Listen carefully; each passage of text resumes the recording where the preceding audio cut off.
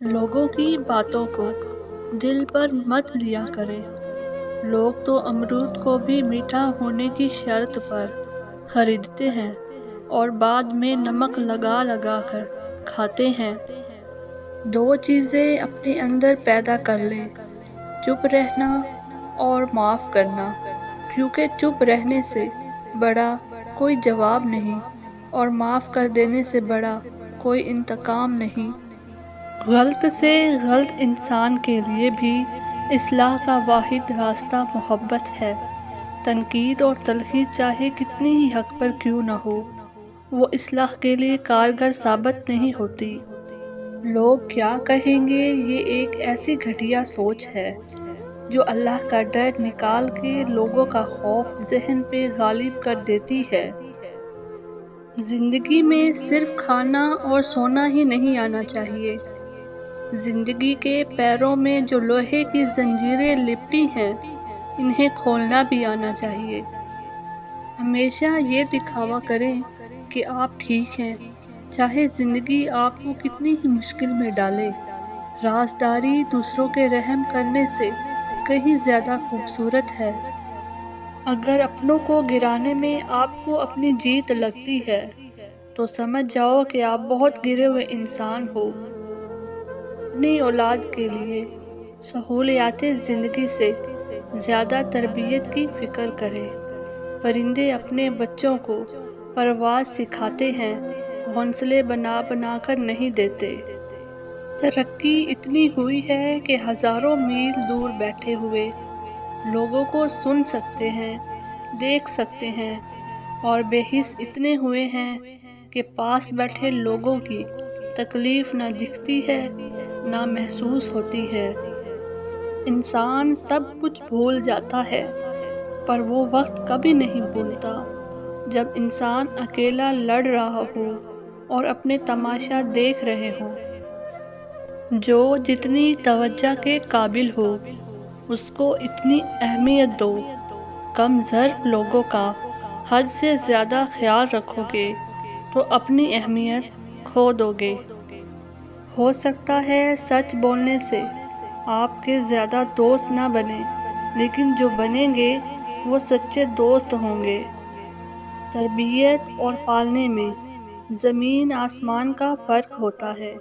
آپ کا لہجہ، آپ کا رویہ، آپ کا اخلاق بتاتا ہے کہ آپ کی تربیت ہوئی ہے یا آپ کو صرف پالا گیا ہے۔ آپ اپنے مال میں سے کچھ نہ کچھ اپنے کنٹرول میں ضرور محفوظ رکھیں تاکہ آپ بڑھاپے میں حق العباد اور حقوق الہی کی کچھ نہ کچھ تلافی کر سکیں، ورنہ اولاد تو بوڑھے باپ کے روزے کا فدیہ دینا بھی برداشت نہیں کر سکتی۔ عمر میں بڑا ہونے سے کچھ نہیں ہوتا، بڑے آپ تب ہوتے ہیں جب آپ دوسروں کو برداشت کرنا اور سہنا سیکھ جاتے ہیں۔ دوسروں کو گرانے کے چکر میں لوگ آخرکار خود ہی گر جاتے ہیں، لیکن سبق پھر بھی حاصل نہیں کرتے۔ کہتے ہیں کہ دشمن کو بطور تحفہ دینے کے لیے بہترین چیز ہے معافی، مخالف کو قوت برداشت، دوست کو دل، بچے کو اعلیٰ مثال، باپ کو احترام، ماں کو ایسا اخلاق جس سے وہ تم پر فخر کر سکے، خود کو شہرت اور بنی نوع انسان کو بھلائی۔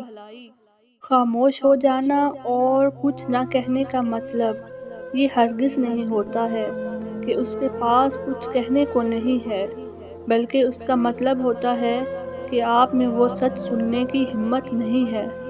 لوگوں کو مختلف قوموں، ذاتوں اور سیاسی و مذہبی فرقوں میں اس لیے تقسیم کیا جاتا ہے تاکہ وہ کسی ظلم کے خلاف متحد ہو کر آواز نہ اٹھا سکے۔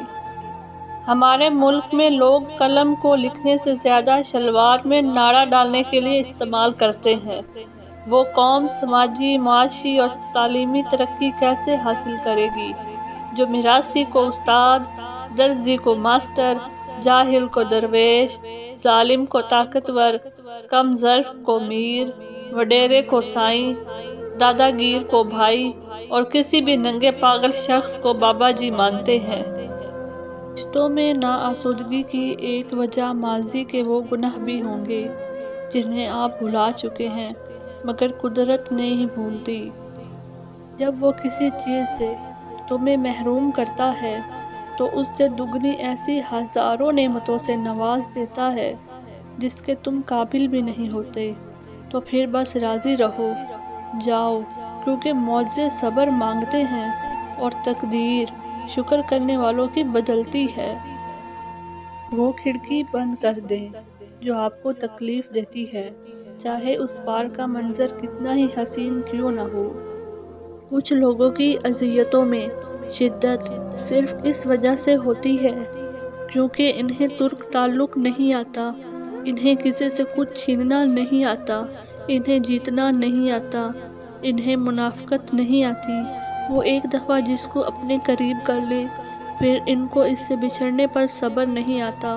اور حقیقت بتاؤں، ایسے لوگوں کا استعمال بہت کیا جاتا ہے، انہیں بے وقوف سمجھا جاتا ہے، اور پھر یہ بھی حقیقت ہی ہے کہ یہ دنیا سچے جذبوں کی بڑی توہین کرتی ہے۔ کون کہتا ہے انسان نے اس جدید دور میں میزائل، بم اور ڈرون ایجاد کر کے تباہی پھیلائی ہے؟ جتنا گہرا گھاؤ انسان کی زبان کسی انسان کے دل میں لگا سکتی ہے، اس کی کاٹ اور زخم کا مقابلہ یہ نئے دور کے ہتھیار کسی صورت نہیں کر سکتے۔ دنیا والے زیادتی کریں تو مسکراتے ہوئے معاف کر دیا کرو۔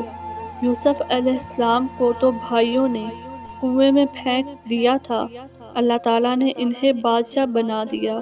بس معاف کرو اور اللہ سے مدد مانگتے رہو۔